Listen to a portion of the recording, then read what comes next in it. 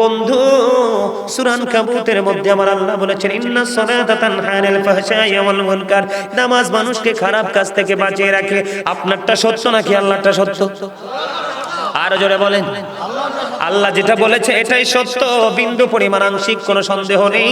কিন্তু বন্ধু, যদি আল্লাহটা সত্য আপনি মনে করে থাকেন, কোরআন শরীফে সূরা আনকাবুতের মধ্যে আল্লাহ বলেছেন, তাহলে আপনি নামাজ পড়ার পরেও নামাজি হতে পারলেন না, তাহলে আল্লাহর ওয়াদা ঠিকই আছে, আপনি আমি ঠিক নাই। ঠিক কিনা বলে?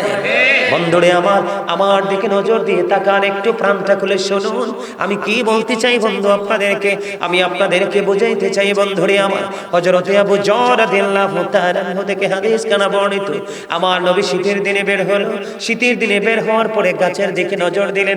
গাছের দিকে নজর দিয়ে চাইয়া দেখলেন, আরো কিছুদিন পরে দেখবেন বাংলাদেশের সবগুলো গাছ বন্ধ, পাতা শূন্য হয়ে যাবে।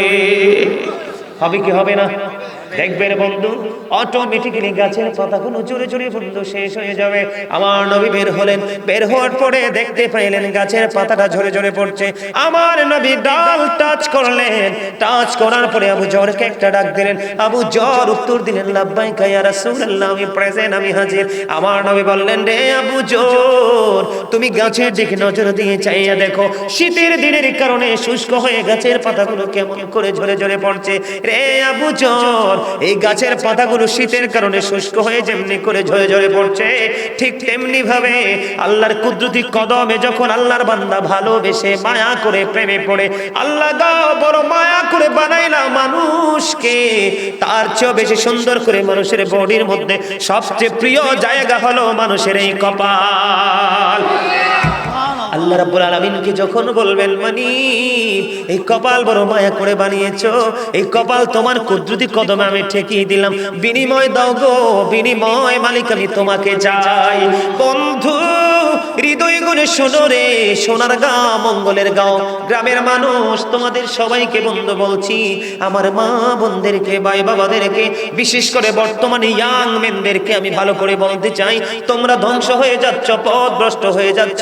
আলেমদের সাথে তোমরা সময় দিতে চাও না, মসজিদের ইমাম সাহেবের সাথে প্রেম করতে চাও না, তোমরা প্রেম করো নেইমারের সাথে, ক্রিকেটারের সাথে, সিনেমার নায়ক নায়িকার সাথে, স্টপ সিঙ্গারদের সাথে। তোমরা মনে রাখবা, যখন তোমার মৃত্যুর সময় আসবে, যখন তুমি সাকারাতের বিছানায় শুইবা, তখন তোমার ঈমান নষ্ট করার জন্য তুমি যদি কোনো ট্রেইলারকে পছন্দ করে থাকো, ঠিক তার শুরুতে শয়তান তোমার কাছে আসবে, তুমি বেঈমান হয়ে মারা যাবে। মনে রাখবা, আমার নবীর স্বরূপ কোনোদিন শয়তান ধরতে পারে না।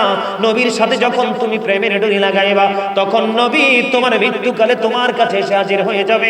ঈমানটা স্ট্রং থাকবে। এই জন্য যুবকদেরকে বলে দিতে চাই রে বন্ধু, আমার নবী বললেন, প্রেমে পড়ে যখন আল্লাহর কুদরতি কদমে কেউ সেজদাটা লাগিয়ে দেবে, আমার আল্লাহ বলেছেন, ওই যে শীতের দিনে যেমনি করে গাছের পাতাগুলো ঝরে যায়, ঠিক তেমনি ভাবে আল্লাহর ওই নামাজি প্রিয় বান্দার গুনাহগুলো সবগুলো ঝরে তার আমলনামাটা পাতলা হয়ে যায়।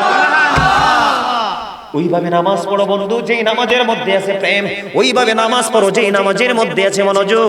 ওই নামাজ পড়ো যেই নামাজের মধ্যে আছে ভয়। তুমি নামাজটা পড়তে হবে এমন ভাবে বন্ধু, একজন নামাজে দাঁড়ালেন, বন্ধুরে আমার, নামাজে যখন তিনি দাঁড়ালেন, দাঁড়ানোর পরে তিনি বলতেছেন, আমি নামাজটা এমন ভাবে পড়তে চাই। কিভাবে পড়ি?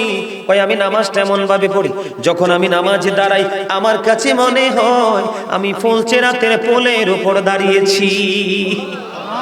একটু যদি নড়বড় হয় আমি জাহান্নামে নিক্ষিপ্ত হব। তার মানে হলো আমি এতটাই মনোযোগের সাথে নামাজ পড়েছি যেন আমার নামাজটা বিন্দু পরিমাণ কোনো আংশিকভাবে যেন অগ্রহণযোগ্য বলে আল্লাহর কাছে গৃহীত না হয়।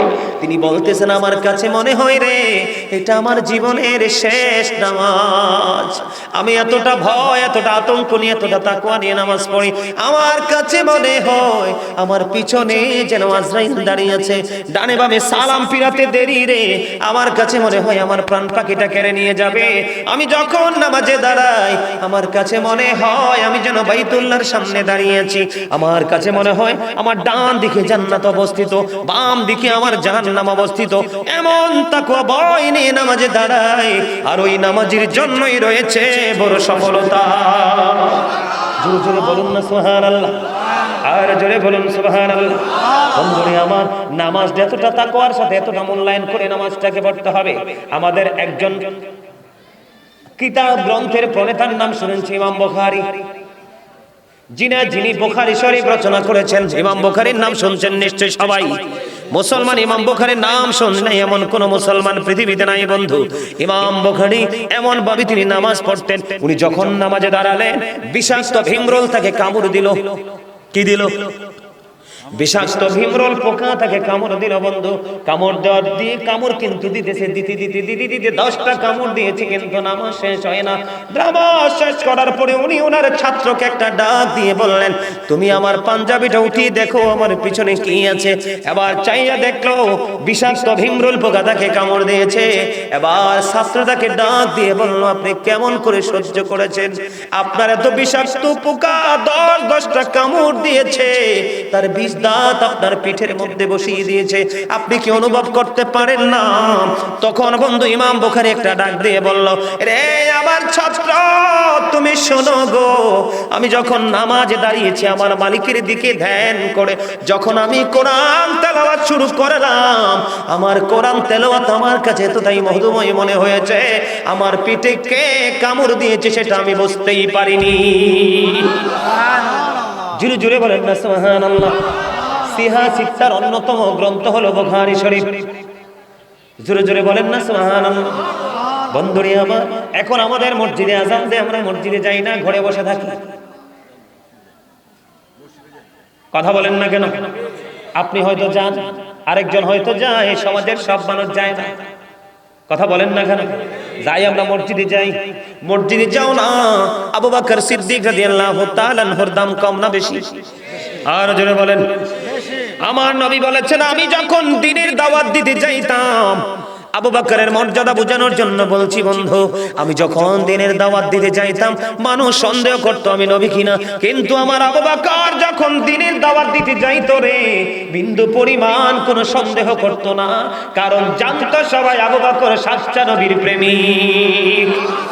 বন্ধুরে আমার, আপনারা যারা মদিনাতুল মুনাওয়ারায় গিয়েছেন দেখেছেন নবীর সঙ্গে নবীজির রওজা মুবারকে নবীজির পাশে আপন করে কত জড়িয়ে রেখেছেন আবু বকর শুয়ে আছে, ঠিক না বেঠিক? বন্ধুরে আমার, হযরত আবু বকরের জীবনী থেকে আপনাদেরকে আমি একটা তথ্য দেব বন্ধু। সেই তথ্যটা হলো, একটু মন দিয়ে শুনবেন। আবু বকর দ্বীনের জন্য সব সম্পত্তি ব্যয় করে দিল। ব্যয় করতে করতে করতে করতে করতে করতে বন্ধু তিনি দুস্থ হয়ে গেলেন। একদিন মসজিদে আজান দিয়ে গেল, আজান হয়ে গেল, আবু বকর মসজিদের মধ্যে অবস্থান করতে পারতেছে না, যাইতে পারতেছে না। কেন গো তিনি যাইতে পারে না? তিনি যাইতে না পারার পিছনে কারণ হলো, নামাজ পড়তে হলে কিন্তু পোশাকের একটা শর্ত আছে।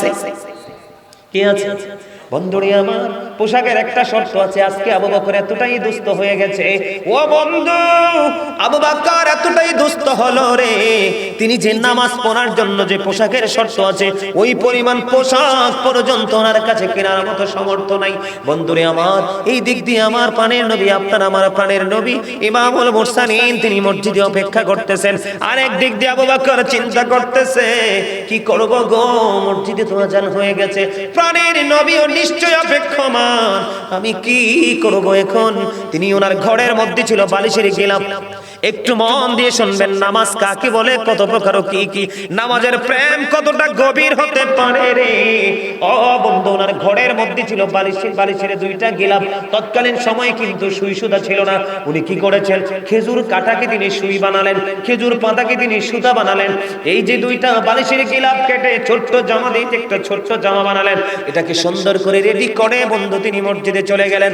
আবু বকর আমার নবী একটা ডাক দিয়ে বললেন, রে আবু বকর, আমি থাকা অবস্থায় তোমাদের এমন অবস্থা, আমি চলে গেলে না জানি কি হবে রে আবু বকর। আমার নবী কিছু বললেন।